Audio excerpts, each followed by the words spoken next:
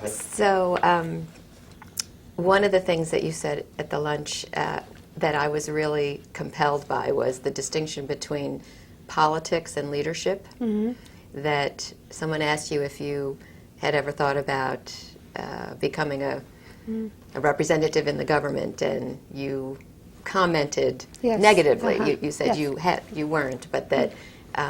So I'd love to have you talk about what you see as the difference or the relationship between politics and leadership, since you definitely are identified as a leader, but not necessarily a politician. Social leader.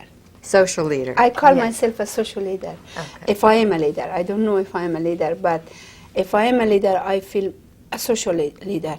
To be a social leader, because a politician has an agenda that it goes with politics, which I don't want to touch in it, because I feel that that's not my area, that's not my expertise. My expertise is to create from the civil society leadership movement.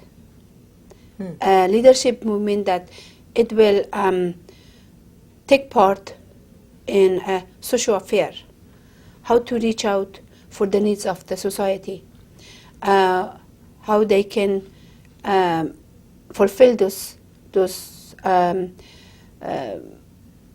area that there is a need, how they can listen, and how they can fill out those positions to be a part of a group, a movement that will help the society to be complete and a peaceful society. Because I believe that a peaceful society can serve a better nation than a disturbed society. And to have a peaceful society, you need a peaceful leader. You need to take agenda, take an issue, and work through negotiation, through communication, through looking to the issue as a whole, not partial part of it. And so look at holiness more than just being aggressive toward things. That's I am. That's I feel. So why would you say, if you are a leader, would you call yourself a leader? Well, that's, I think, well, I want to be a leader. I want to be a complete leader. Maybe I have still lots of learning to do, and I keep learning every day. And to be 100% complete leader, I think that I have a lot to learn. Yes, I do. What kinds of things do you have to learn? This is a very interesting question. I really feel that I want to serve my people better and to reach out more. Right now I am reaching out, let's say, for statistically for 350,000 people in a year. My vision is to reach by the thousands and thousands and thousands, and my vision is to cover not only 4 provinces of Afghanistan that I am right now covering. My vision is to serve 33 provinces of Afghanistan, and I have a vision that there wouldn't be a one child uneducated in Afghanistan. I would like to serve all the teachers of Afghanistan to be able to participate in the teacher training, and every single teacher has the teacher training. I have a vision that have a facility in health area, have a clinics or hospital that really provide the service to all the people. Right now we are only serving 4 provinces of Afghanistan. So the population of Afghanistan is almost 30 million people. I don't know if that statistic is correct or not. That is according to the UN. I feel that at least I would like to cover half of this population. So that's why I'm calling myself, what is my vision, what I want to reach is yet not satisfying to me. I want to reach out more. So you've made a wonderful distinction between vision, things that you have a vision for, and things that you want to learn more in your leadership. Yes. And the reason why I think it's important for the next generation of leaders to hear you speak about leadership is that oftentimes people have very different ideas about what makes a good leader, what is involved in leadership, and particularly in education, where we're looking and hoping to train educational leaders. I'm very interested to hear you speak about what those qualities are and how people need to learn them. Well, I think that the way I think about the leadership, I really think that a good leader must have a good ear, must have to listen, and listen without prejudice. A good leader must have a quality to be able to sit and be able to take issue and analyze it, take apart, and reach out for other view, just not only his or her view. Listen, analyze, and be able to share that other people, what they have to say about it, and then serve the leader, serve the community, the people, according to, not to just be one person, one way of doing things, because leadership is how you manage to bring together a group of people or community of the people together and serve them. And if you are a leader to be able to do that, that's a leadership. That's how I call it leadership. But if you are not able to listen and you are distinguished between like a gender issue and ethnic group or tribal group and say, well, I want to serve this, not serve that, I don't call that a leadership. That's my explanation of a leader. And also I think that a leader should be very humble, and a leader should feel the people, be in the level of the people, not above the people. I really believe that those kind of leadership will have an outcome that it's very serve the purpose. But if you are a leader that you are above the other part of society and you are not really can reach for the one that you really don't have feeling for, don't understand where they are coming from. So you must work through the community or through the group that you really understand their lifestyle, their hunger, their poverty, their education level, their schooling, their service. Those are the things that ones who are leaders must be aware of those issues. Like somebody was talking to me today that when we are working in education, but also I'm working in all this area which link with education. So if you really you want to reach out as a leader, you must link the other area. You cannot just concentrate in education and don't look poverty. You can't.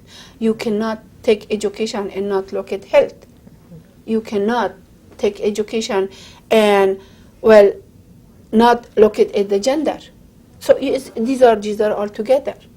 And so as a leader, you must be able to have a vision for all of it and put them together.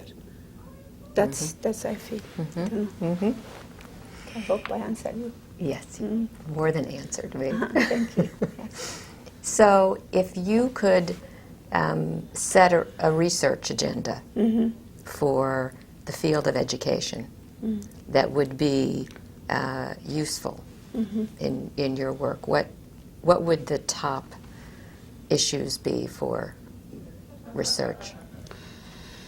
Well, right now for Afghanistan, because again, maybe somebody will listen to this and laugh, but I really feel that if I set a research, I will set it for teacher training.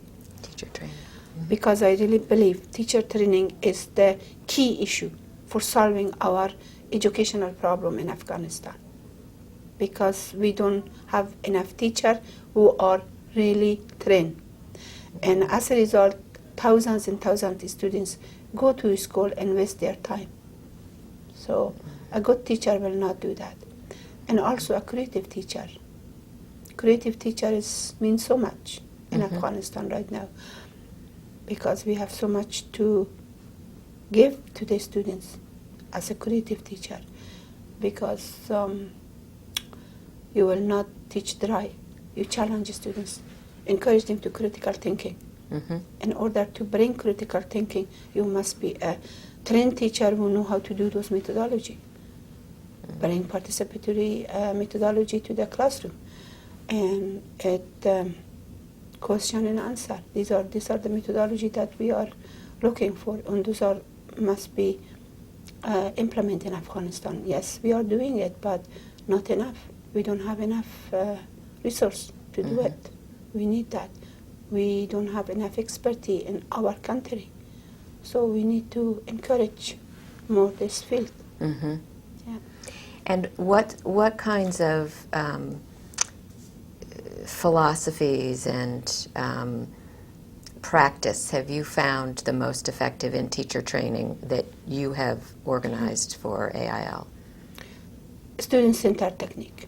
Okay. Student-centered technique, participatory methodology,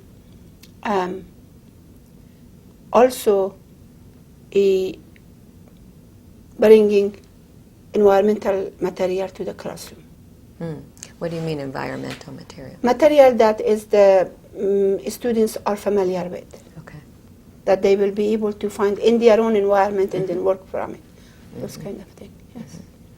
And I understand that you've developed teacher training specific, right, Yes. to, and can you talk about how you went about developing it, where you looked for models?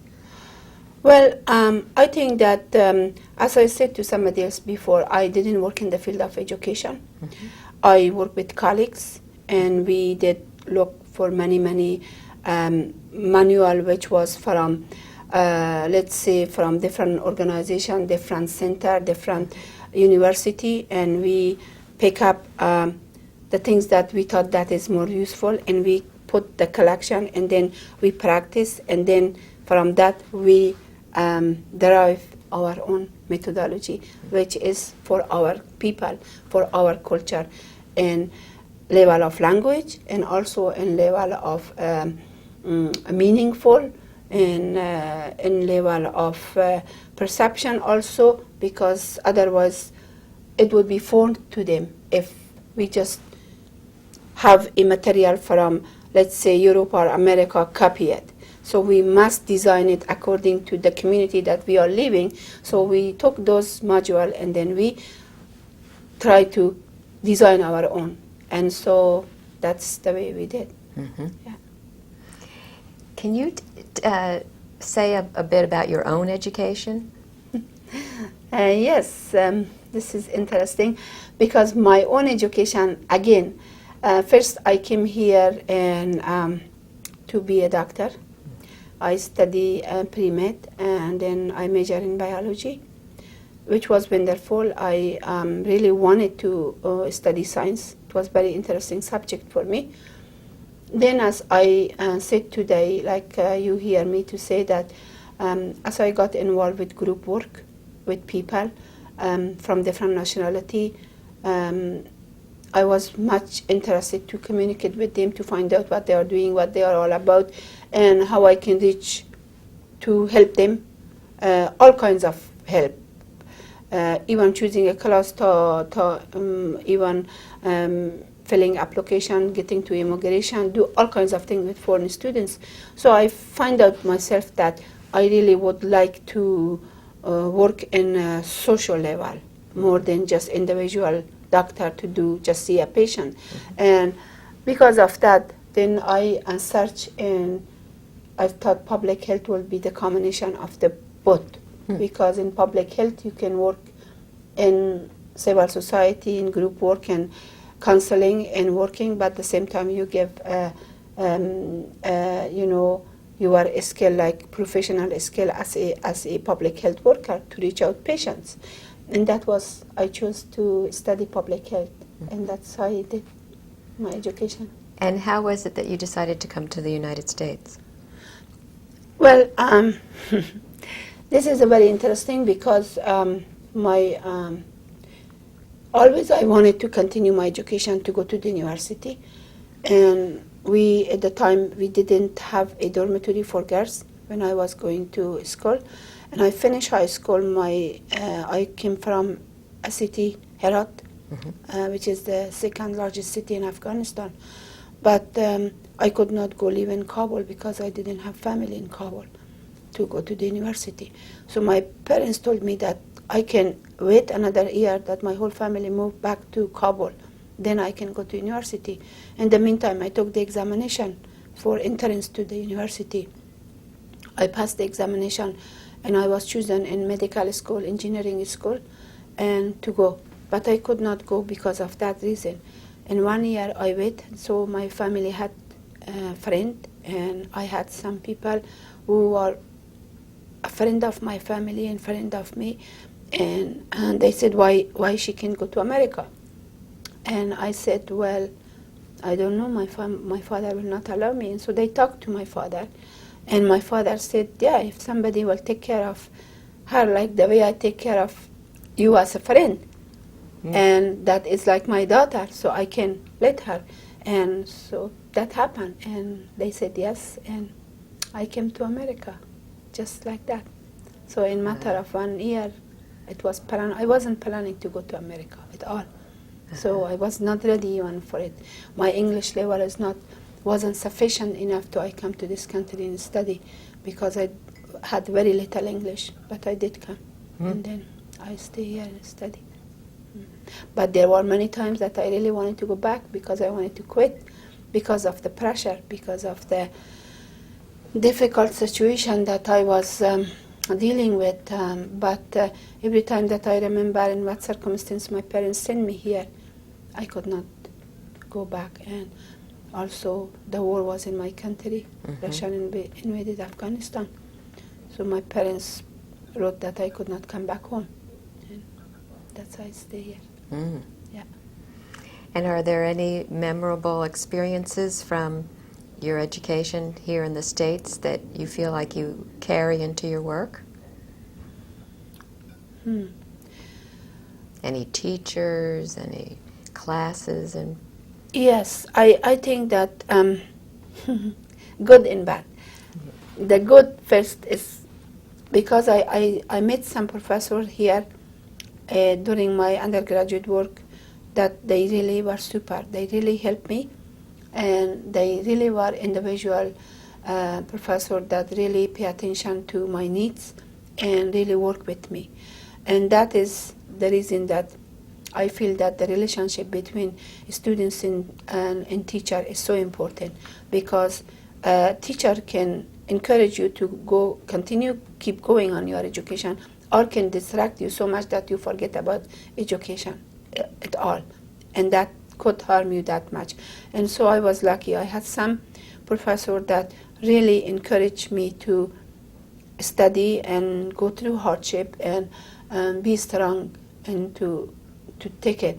And those were really the area that I really concentrated, and I took it to Afghanistan. And right now I am working on that relationship between teacher and students. That's one of I could say is my specialty, that if I go to a classroom and I see the teacher looking to the students even in any way that is a different, I just really could tell the good teacher from the bad teacher just by looking at them.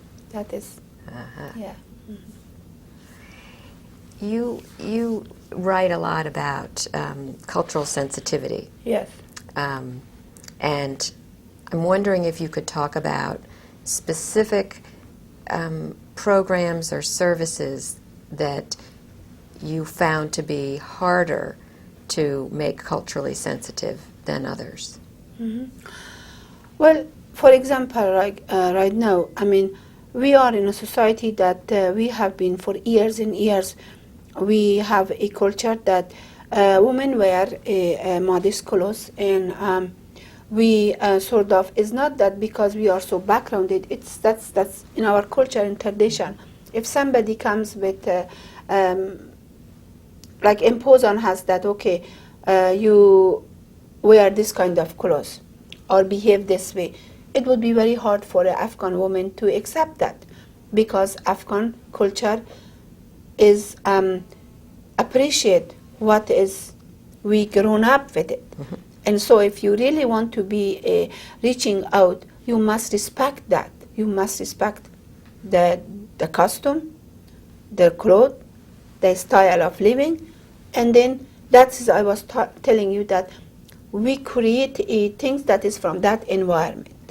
And the same times you create things that you respect the culture. And for example, if we are here, a man could not come, I respect that, because you and I sitting and talking, and a man, not because we are so afraid of men, because we are both individual that we are advanced, we are educated, but we respect that culture that men could not be with us, sitting here just in the presence of me and you, and just stranger men. If they are colleagues, yes, they are there, and we respect them. They have their way, and we have our way.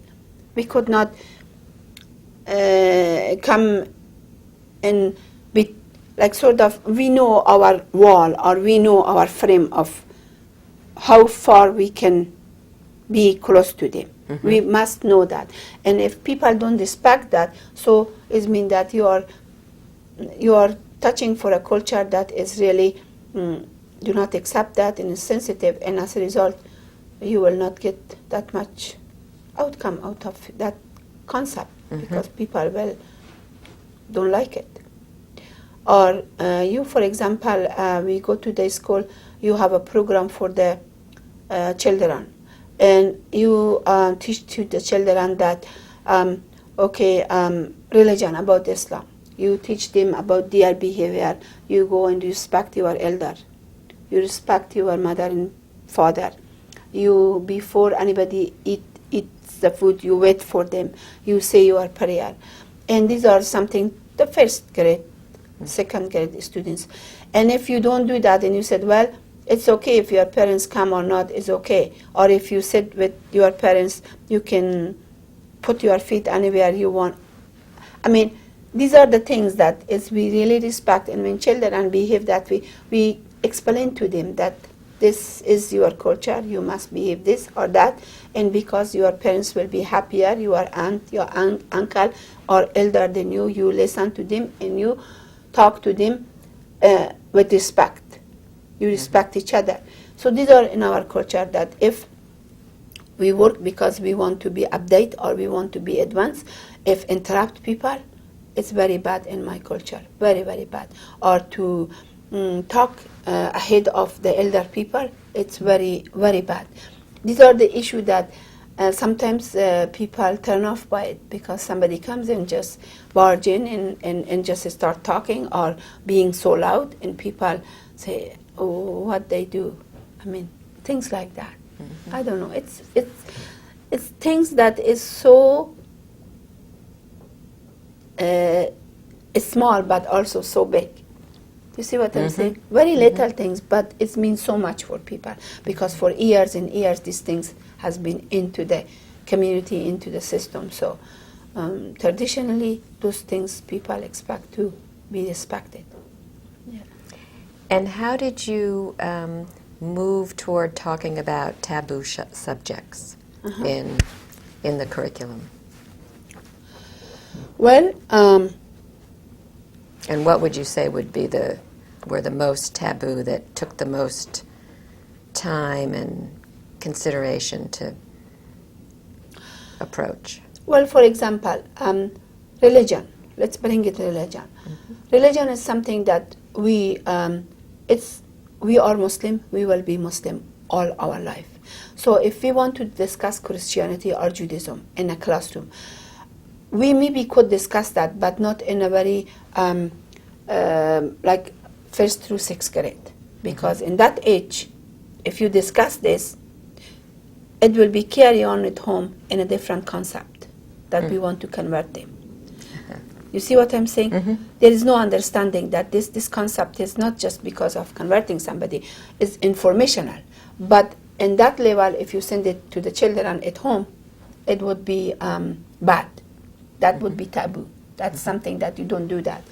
Or, like I said to you, we get the textbook, we use methodology that is good for that community. If I take the textbook from here or from Europe with lots of picture, in a different picture, and different maybe a word or concept of religion, something else, and put in front of my students as an assignment for the class, as a homework assignment, that they do it in a just for their English or for social science or something to it. That would be not right.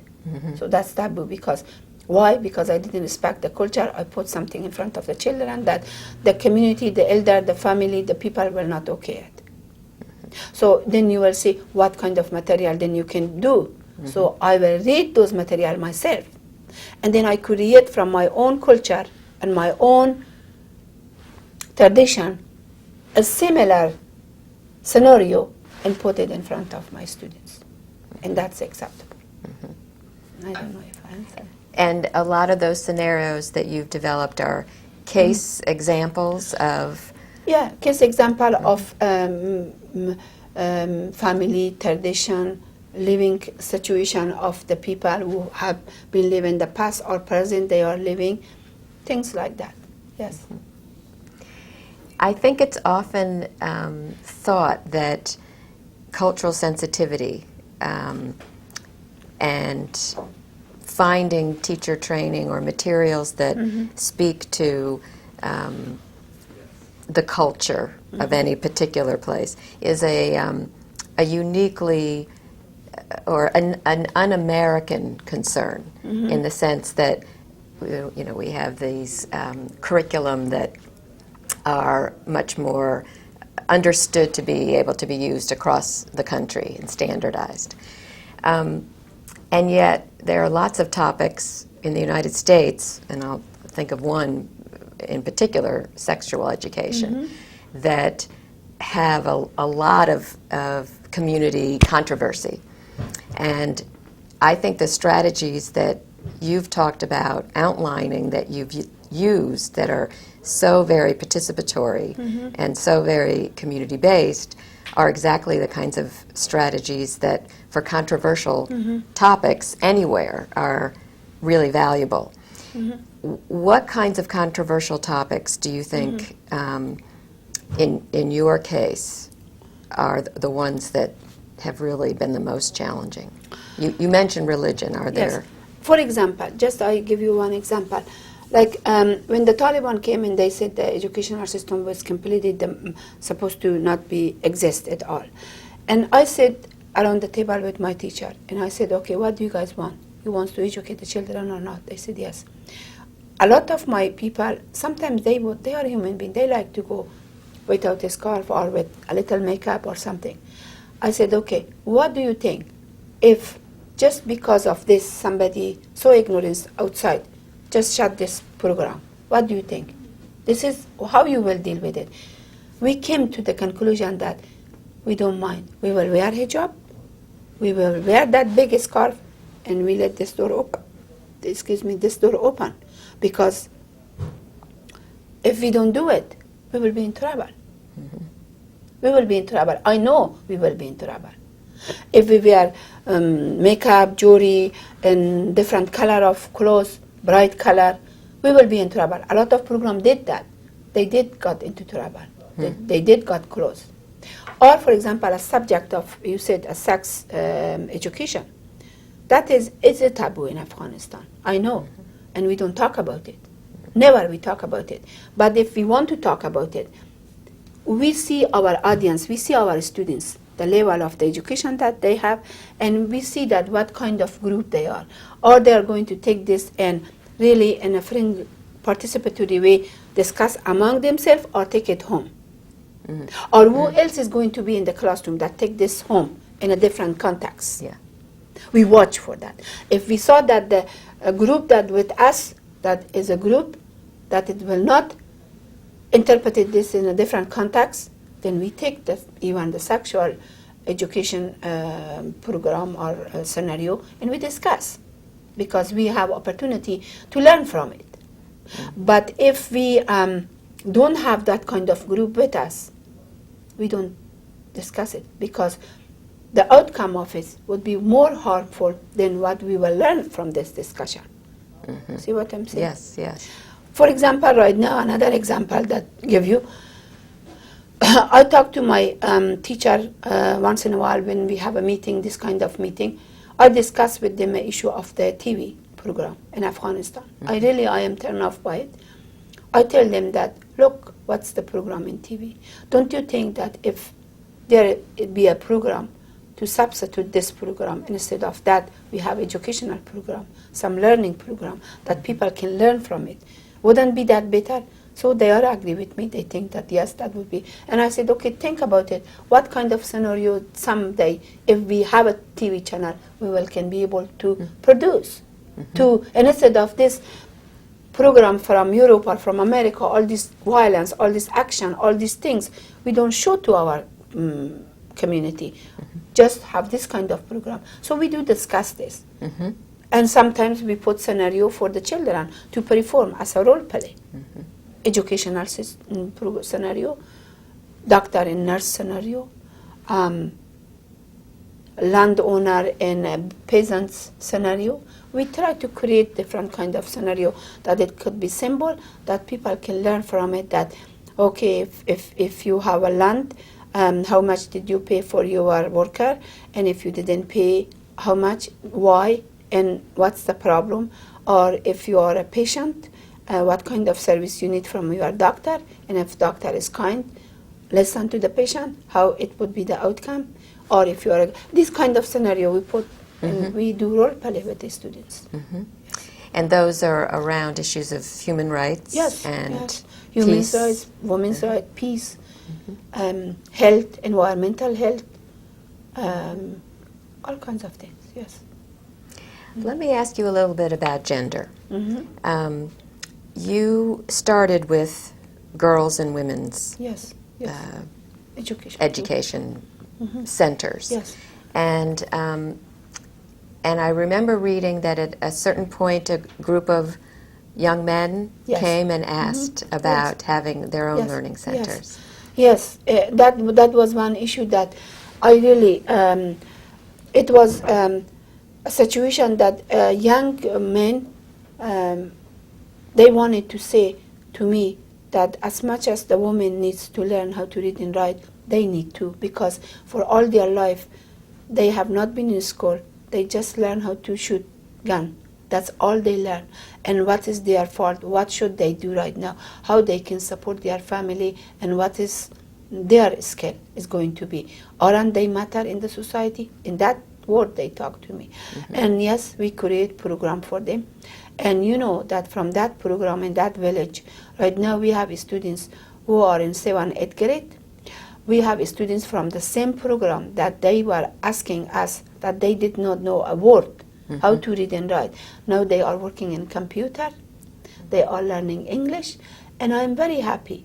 And also afterwards, I come to sit and think about it that, yes, these are the men who are creating problem for women. They must sit together and learn from each other.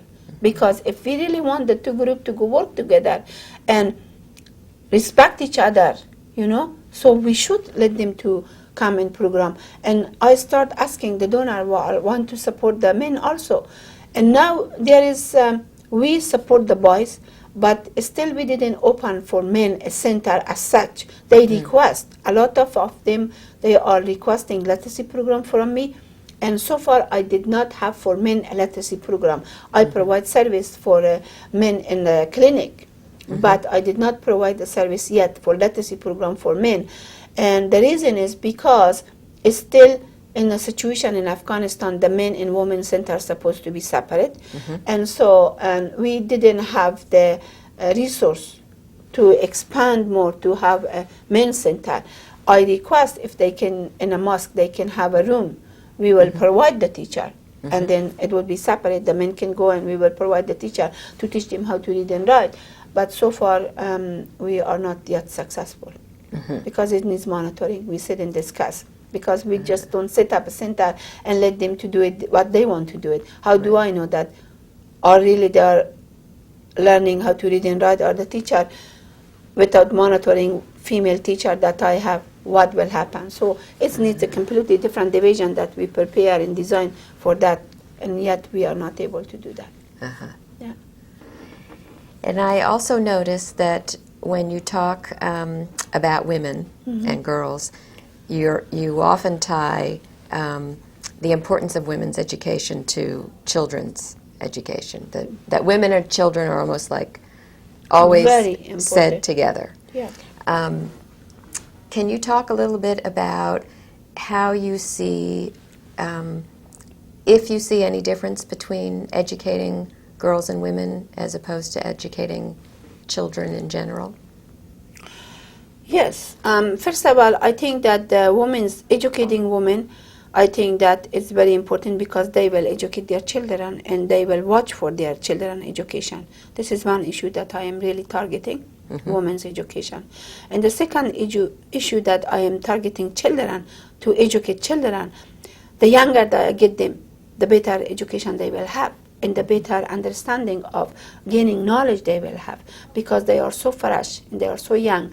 The younger you get them, the sooner they will be a good citizen, good, something that you can count on them.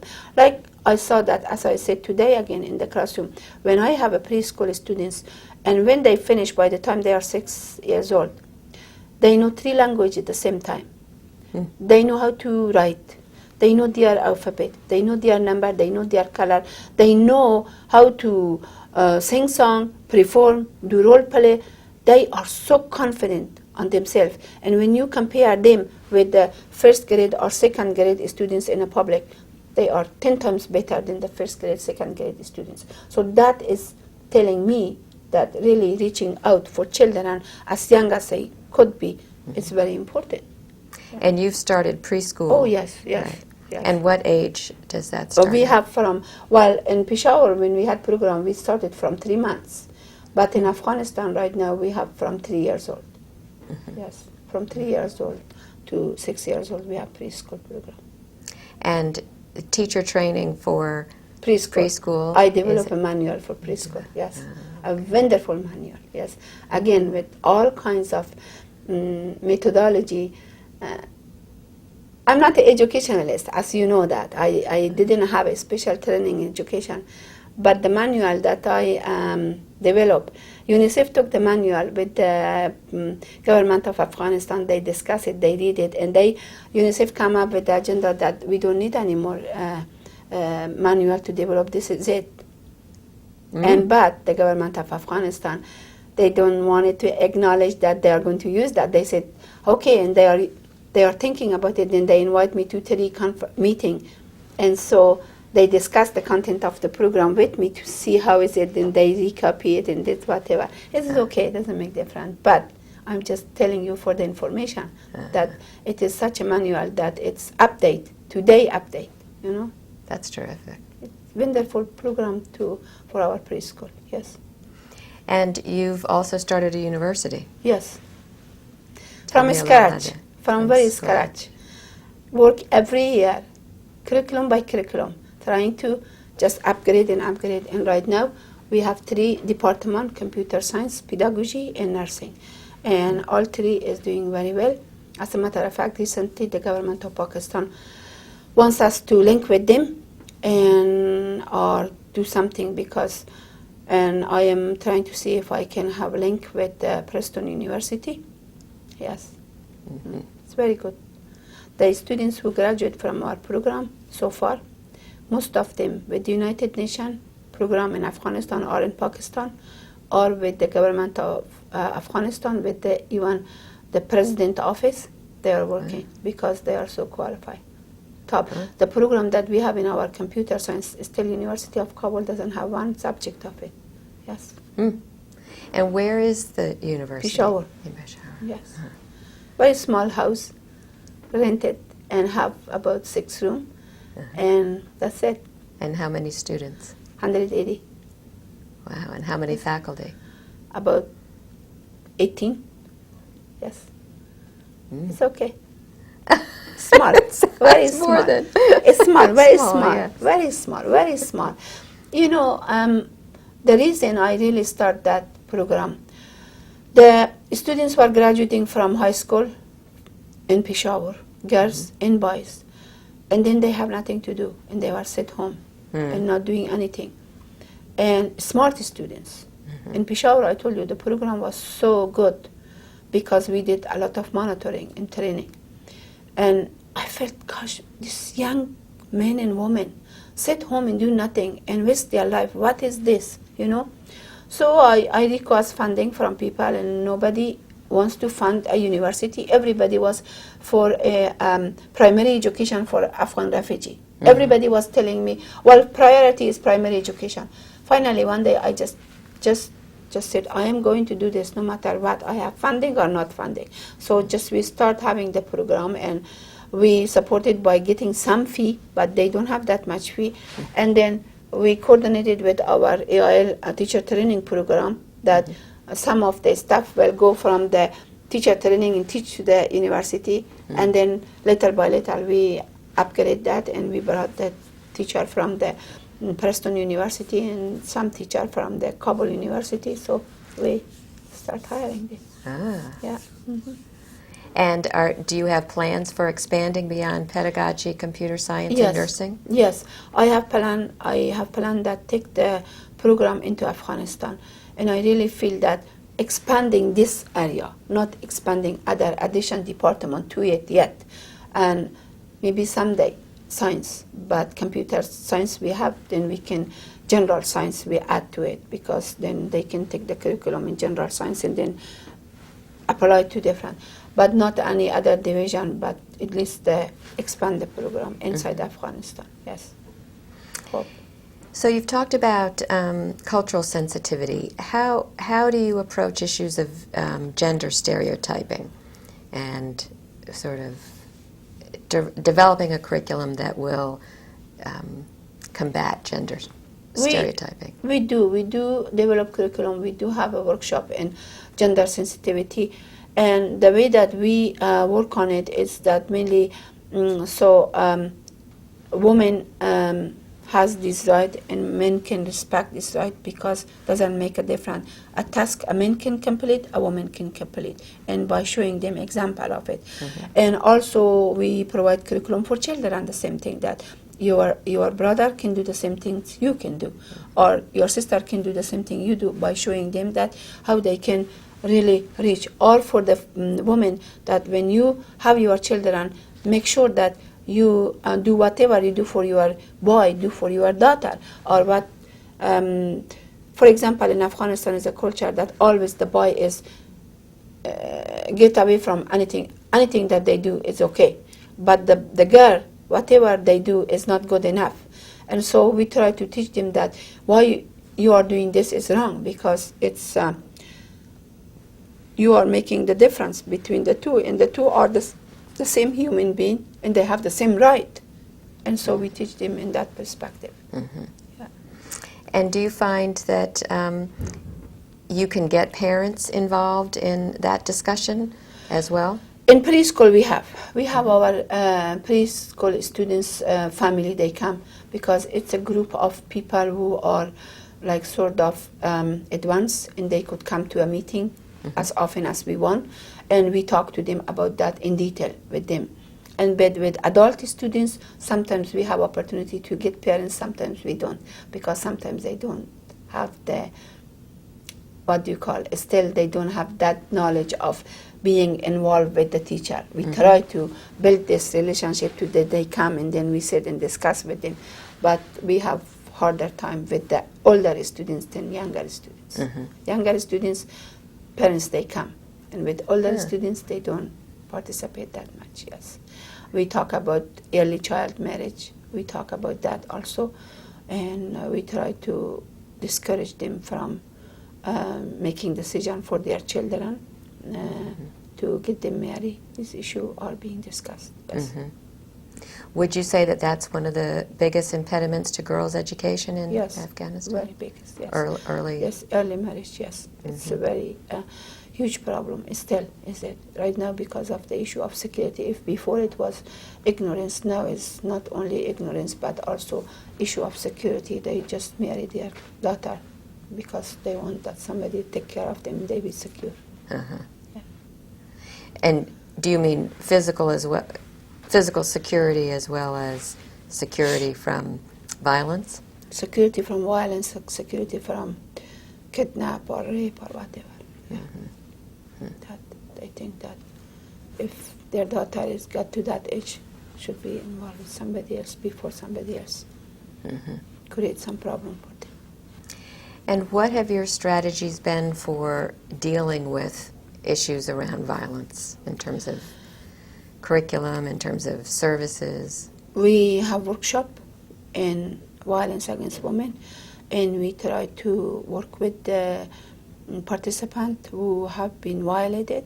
They are at home abused or have family abuse or relative or distant relative abuse them. And so we communicate with them, and we tell them that if you have a problem, you can come and contact us. And also here, this way, you can work with your family, your differences, that you don't get into the situation like that, or understanding, because a lot of men in Afghanistan right now, before they did different way, now are doing different way. That when they are frustrated, they don't have work. The first thing go and they just beat their wife or get upset with their wife and then children.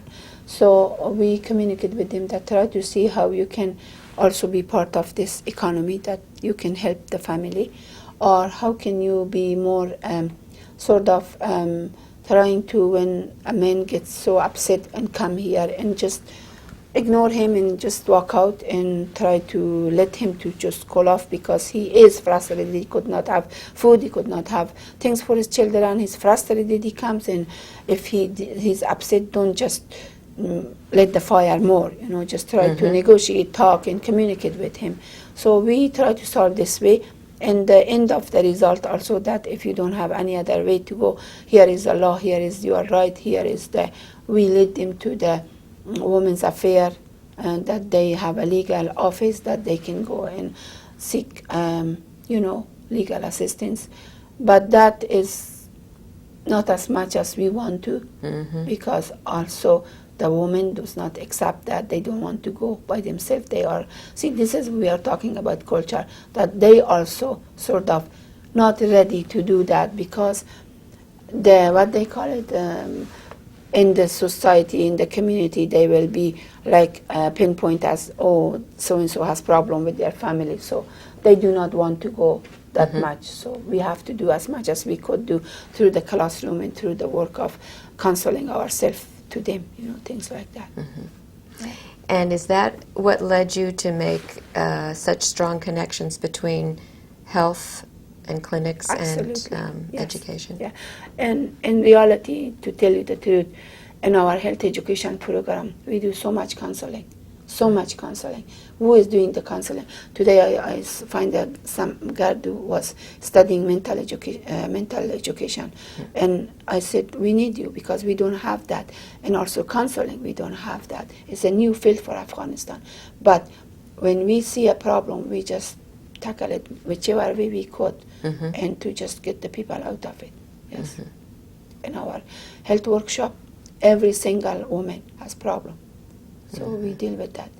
That is one of the reasons also our clinic is so successful, because our doctor, our nurse, our health educator spend lots of time with patients.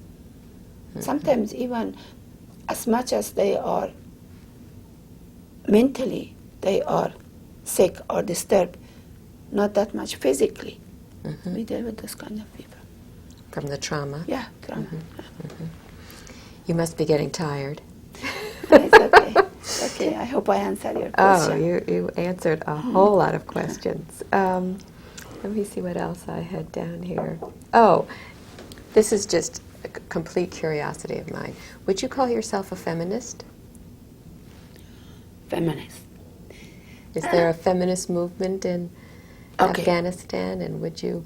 You want me to be honest? Yeah, yeah.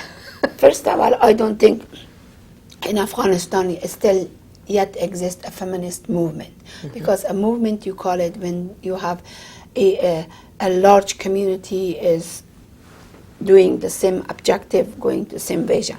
We don't have that. And going for that vision is mean feminist activity. They don't have it in Afghanistan right now. And myself, I don't like to call myself feminist. I don't like that word. I'm sorry, I'm telling you. But I am really looking for gender.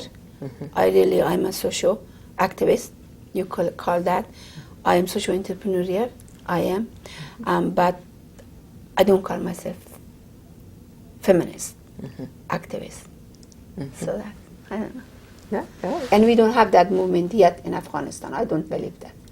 We do have people who think in that length, but we don't have a feminist movement as such. I don't think so. So when you say social activism, is that understood to be a growing movement toward social justice? Social justice. Social justice. Social, you know, yes, social justice. You call that social justice because poverty and inequality and class-wise, educational-wise, economical-wise, all those things. So it's social justice. Yes. Yeah. And I noticed that you've done a lot of relief work, refugee Yes. work, and that you mentioned in one of the articles that despite the best intentions of some organizations, there can be unanticipated controversies that arise. And I wondered if you had some examples and ways of advice that you would give to relief organizations. Before, for a while, I didn't take that initiative to work on a relief situation because I felt that that's not my area and that's not what I want, because again, my concept of helping or providing service for Afghanistan today be self-sufficient and they can do as much as they could. But then there was an emergency situation that I was desperate, because one is in Pakistan during the earthquake, that a lot of Afghan was really had problem. Nobody was reaching for them because they were trying to reach the Pakistani community. So the Afghan community were without home, without food, without shelter. They were right there in the area and nobody was serving them. So I felt that this is our again duty to go and take care of those people. And also one time last year, that we did relief for Afghanistan because the winter was so harsh and cold, and I just was watching from my room the mountain people going, the children are climbing to the mountain barefoot and taking water and freezing weather, or I go to the side of the street, see people sitting under the tent in the snow underneath them or over them with the tent. I felt this is horrible. So we took that initiative to do a relief work. But what is my advice, that when I was in Pakistan also, because a lot of, again, people respected me, people trusted me, a lot of people came and complained. This was line of people for days and days in the front of the United Nations, UNHCR, United Nations for Refugee Commission. They were there waiting. And I said, why they are waiting? They said they are waiting for the service they be registered and they will be giving a tent and appliance so they can be in the camp. And I said, what is taking people so long? Because these people are waiting for weeks on the sun and sitting there on the street until they can get a slip of paper to go get their. They said, well, that is the way. Anyway, I don't want to complain. So in that time, I said, well, I'm going to go and I'm going to see what's going on. So I went there and I find out that a lot of goods were giving and things were giving to the Pakistani, and the Pakistani people will delay the process from morning to 12 or 1 o'clock, and then 1 o'clock, 2 or 3 line of people get the service, and then they close it, and then they said next day come. And it was like a blanket and utensil and things like that. And then I find out that those things were stuck in the storage area for these people, and these things I find out from the street, from the bazaar. And that really upset me, and that was the time that I really was, from that time I became against giving relief like that, you know. I felt that this is not right, it's not getting to the people, it's going to the people that they are running the system, is what is this. So that's my advice, that if the relief is giving, really should be giving to the people who really have the heart and have the, you know, will to deliver it. See, that's my advice is that I am not looking down on UN or this or that, but I saw that in my own eyes, and I went to stay on that line in our register for 3 days. Every day I went volunteer. I just register people to speed up the process and in the process almost I was killed because people were like this packed, and my car was going under the hand of the people up to the ear, because the people, as soon as they saw me, they come, because they were for weeks, they were waiting for those things, item. And it's hard sometimes, those things. It's very frustrated. You do the best you could. And you were asked earlier where you get your strength. Yeah. Where do you get your inspiration? Inspiration. I think inspiration, I feel, again, today the room was half full of young women. And I'm very attractive to young people. I don't know, that's for some reason today also I said that I want to be young. I'm very attractive to them because when I look at them, I see that they are future of my country. And I see that they have so much. And I really think that they inspire me with their energy and with their open mind and with their knowledge. Even maybe they don't have the education, they ask good questions, and that's really inspire me. And that's the reason I really want to hire as many as young women as I could, and that's why I'm getting trouble. A lot of them I hire, a lot of them get married right away. As soon as they work with me 1 year or 2 years, they become so good, and then they just get married. It's breaking my heart. It's just, I don't know, the attraction is there because they become so good. Yes, they are so good. Yeah, that's my inspiration. That's your inspiration. That's Yes. terrific. Yes. Are there things that you anticipated I might have asked that I didn't ask that you would want to talk about? I really want to talk one thing that I don't know this video where it gets. I want that the people think about the women of Afghanistan and know their capacity, and don't judge them for the clothes that they wear or the tradition that they are in. That they are human beings, and they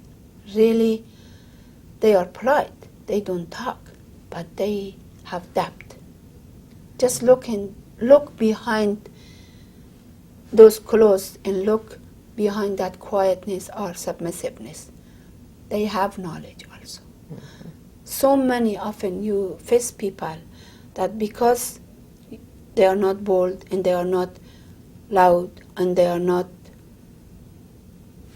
with the style of clothes, just walking to the street, they say, oh, well, she will not know anything or he will not know anything. That is the things that I hope that we as human beings, we could not judge others just by looking at them, that they are this or that. That's I hope that. That's really a place in teacher training that I think is so important, is the way that so often adults can immediately judge children. or can judge a group of children Yes. without really knowing what their capacities and Yes, capabilities absolutely. are. Yes. So, Yes. well, I think that your message about how we look at Afghanistan in general and the people there, but particularly the women, I am very confident that what you have had to say to various groups since you've been here is a strong message in and of itself about that, and I hope that you'll take back the message from here that that is indeed a goal that we have in education, is to change the way that people do look at each other and make judgments. Well, I really want to tell you that I am very grateful and honored to be here in the Leadership Center, and through this educational system that you have to involving students.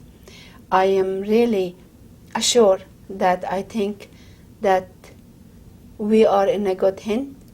I think that we will be able to learn from you, and I think that already through your activity for these 2 days, you have proven to me that everybody in this school is really, School of Kennedy, really looking for the word. So I am very pleased with that. And to tell you the truth, I have been in here once before, right?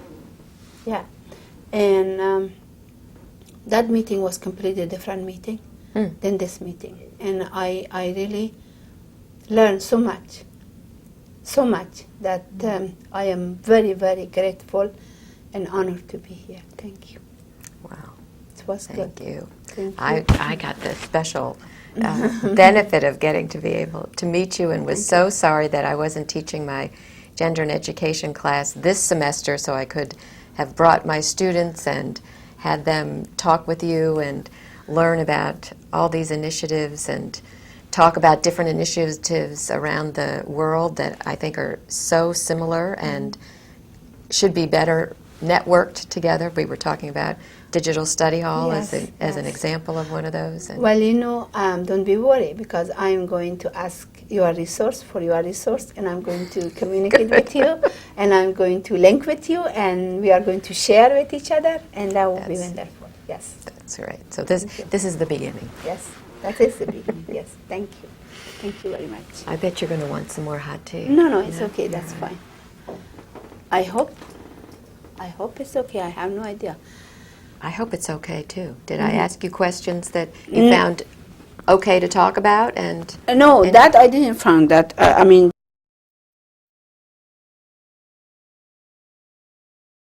for example, right now, any material you give me, I design for your seminar, and with no hesitation. And before, I had hard time to really. I have to work on it several weeks and months to design. what taboo topics can you talk about that you developed particular strategies to address? Yeah. Well, and for example, in reproductive health, according to Islamic culture, you try to have as many children as you could to have it.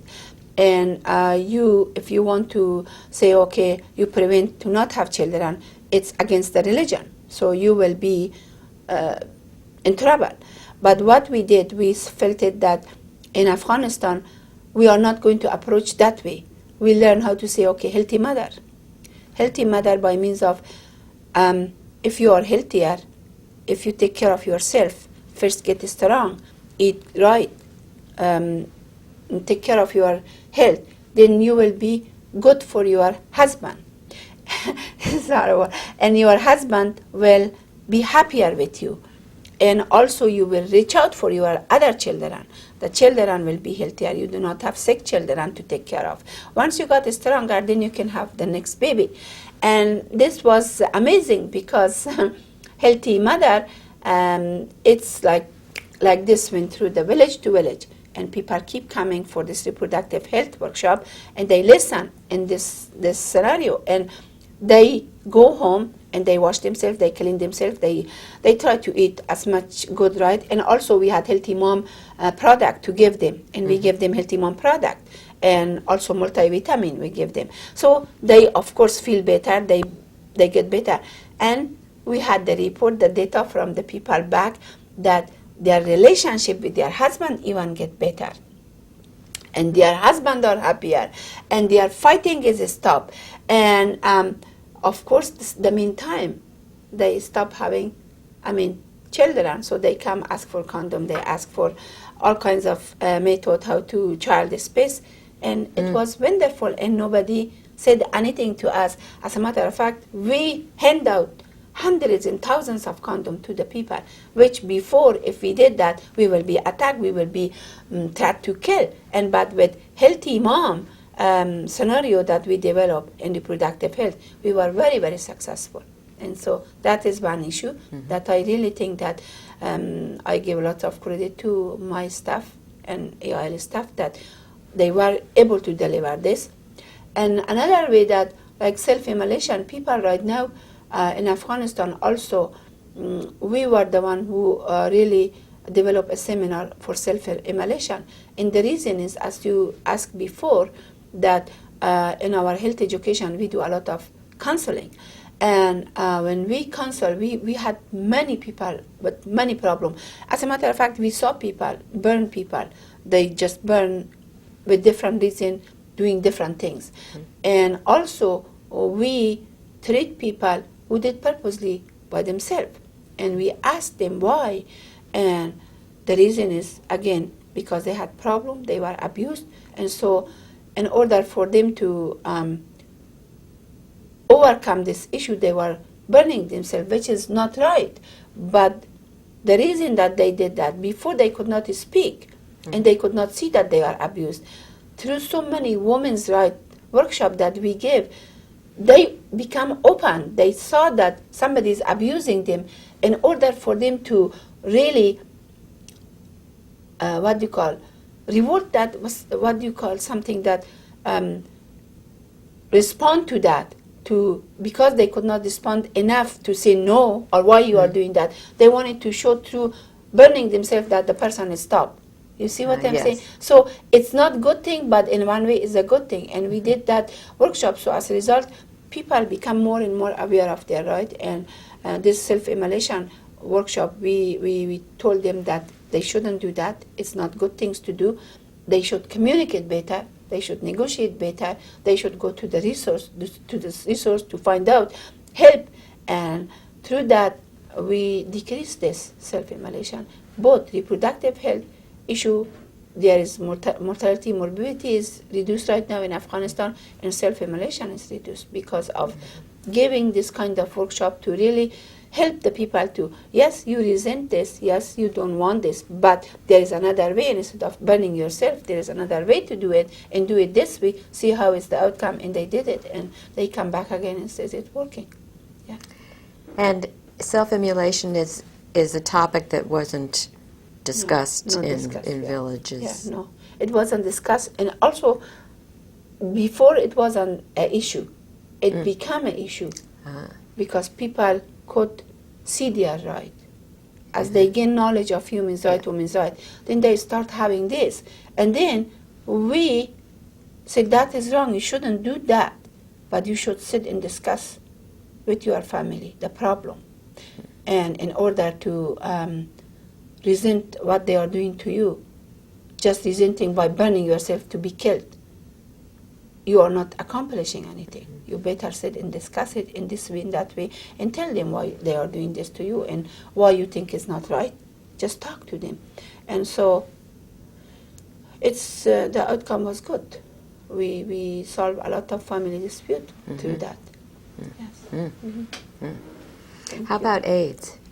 Well, we don't have, fortunately, we don't have AIDS cases right now in Afghanistan, only 36 cases, and we do advise them on AIDS, and we say that is a disease that you get through blood and through saliva, and we explain to them, and we also tell them to watch for your partner. and they understand, and we really educate them about it. We don't have that many cases. Hopefully, we will not, but people are getting awareness about it. Mm-hmm. Yeah. Mm-hmm. In our health education, we give that also. Mm-hmm. Many topics we touch. Mm-hmm. Yeah. I didn't ask you this, but have you had any failures that you feel like you learned from? Oh, well, failure. In what?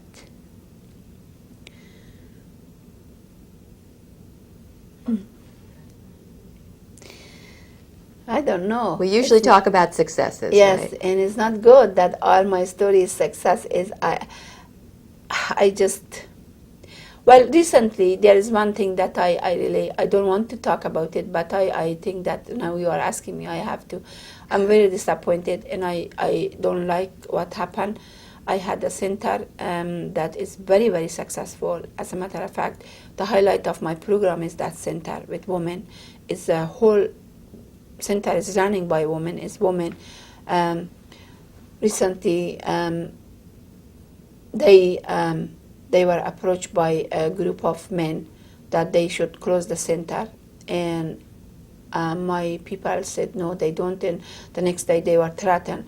So that center is closed, and I feel a failure for that center, although it's not what happened because of EIL, but that I could not have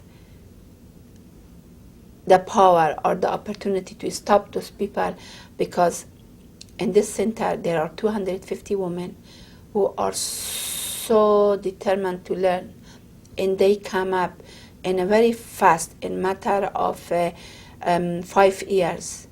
They improve their lifestyle, they improve their learning, they learn how to read and write, and they had such a vision. They want to do so many things with me and with this center, and to this be shut to them, it's really devastated me, and I feel that I am in my post a failure for the first time, that I'm not able to do something for them to reopen that center right away, although it's temporarily is closed. But I don't know, until this group of people are don't disappear, I don't know if I can open or not. Mm-hmm. That is right now something that I really feel in it.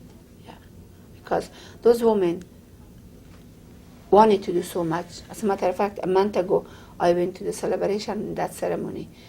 These women were so good that sometimes I think myself, I put eyes on them because they were so good, you know, and this happened to them. What was the reason? Nothing. Nothing. They were too successful. No, the reason that they were too successful, because we had good center, good teacher, we did good service. Mm-hmm. But what closed them is, I think, this group of people in that area is just burning school and closing center. So in one of those centers was my center. And I feel that I wish I could do something to stop them, but I cannot do anything else. I can't do anything to reopen that center right now until those people are not disappear. That's it. Yeah.